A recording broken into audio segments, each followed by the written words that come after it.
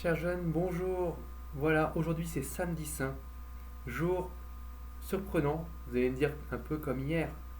Oui, effectivement, jour surprenant. Le Triduum est fait de jours complètement surprenants. Aujourd'hui, c'est le seul jour de l'année où Jésus n'est pas là. Jésus est au tombeau. Et ni vous, ni nous n'allons avoir la messe aujourd'hui. Le samedi saint, c'est le seul jour de l'année liturgique où il n'y a pas de messe. Parce que Jésus n'est plus là. Vous imaginez à quel point ce jour est étonnant. Jour surprenant. Vous imaginez peut-être la détresse, comme je l'ai dit hier, des apôtres, de Marie, qui vivent ce jour-là, le grand jour du sabbat pourtant, le jour où on fête la libération d'Égypte, fête incroyable pour Israël, la grande fête de l'année. Et bien ce jour-là, ils vont passer un sabbat bizarre. C'est à la fois la grande fête de la libération par Dieu, où on fait mémoire, on se rappelle que Dieu nous a sauvés, et en même temps, celui qu'on a pris pour le sauveur a disparu, est mort. Les apôtres, eux, n'y croient plus, ils sont dispersés, ils sont repartis chez eux. Il n'y a qu'une personne qui garde une confiance inébranlable, une espérance inébranlable, c'est Marie. Marie à qui l'ange Gabriel a dit « Le fils que tu vas concevoir sera fils du Très-Haut ». Mais vous voyez, comment Marie croit? Qu'est-ce qu'elle croit en ce moment? À quoi elle pense? La foi de Marie, c'est une foi qui ne sait pas comment ça va se terminer. Elle sait que Jésus est mort, mais elle ne sait pas ce qui va se passer. Et c'est pour ça qu'elle est modèle de notre foi. Dans notre foi, dans les épreuves, dans les moments où on ne sait plus qui est Dieu, on ne sait plus où Dieu veut nous emmener. Regardons Marie, contemplons Marie qui a vécu ça, ce samedi saint. Elle sait que Dieu est fidèle à ses promesses.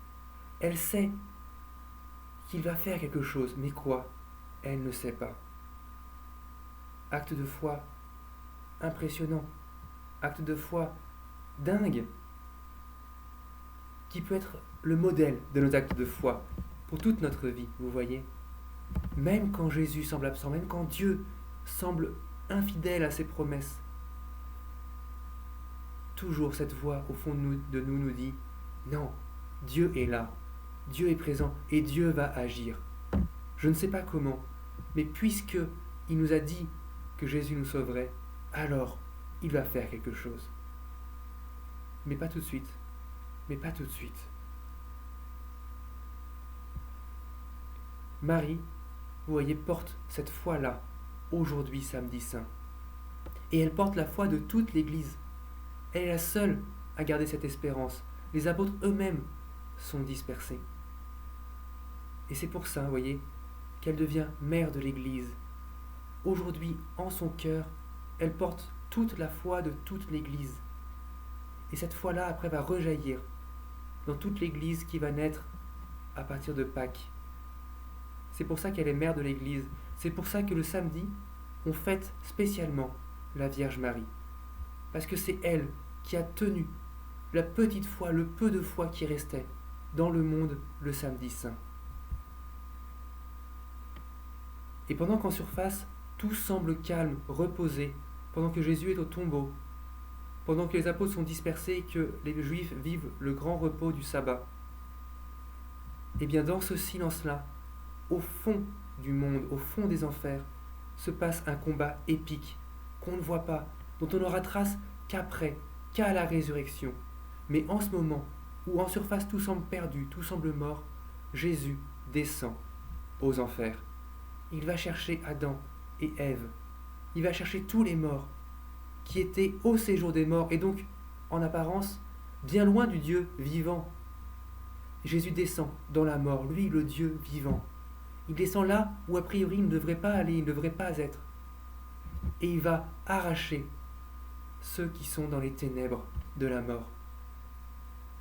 Aujourd'hui, ce jour du grand silence, c'est le jour où Dieu rejoint tout ce qu'il ne devrait pas pouvoir rejoindre en nous.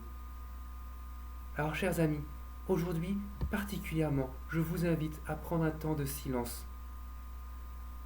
Voyez ce silence de la mise au tombeau, mais ce silence où Jésus va descendre au plus profond, de là où il ne devrait pas être en vous. Toutes ces zones où vous vous dites, mais non, Dieu ne peut plus descendre, c'est mort ici. aujourd'hui, dans le silence, Jésus veut y descendre. C'est pour ça que le silence est si important dans la vie de l'Église, vous voyez. C'est pour ça que oui, il y a des moments de joie intenses dans les célébrations, dans les messes, mais il y a aussi des moments où on descend dans le silence, parce que c'est là que Dieu rejoint le plus profond de notre âme. Alors chers amis, n'hésitez pas à prendre ce temps de silence aujourd'hui, où plus rien ne semble bouger, parce que là, maintenant, Jésus descend au fond de votre cœur.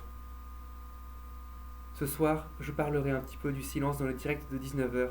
N'hésitez pas à vous y joindre pour avoir plus d'informations. Mais n'ayez pas peur en tout cas de ce silence. Ce silence où les oreilles bourdonnent au début, où plein de choses passent par notre tête.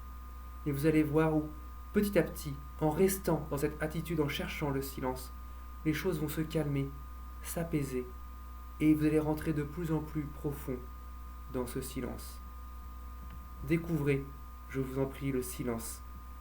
C'est pas facile, c'est très dur au début, mais ne lâchez pas prise, et vous allez voir les beaux fruits qui en ressortiront.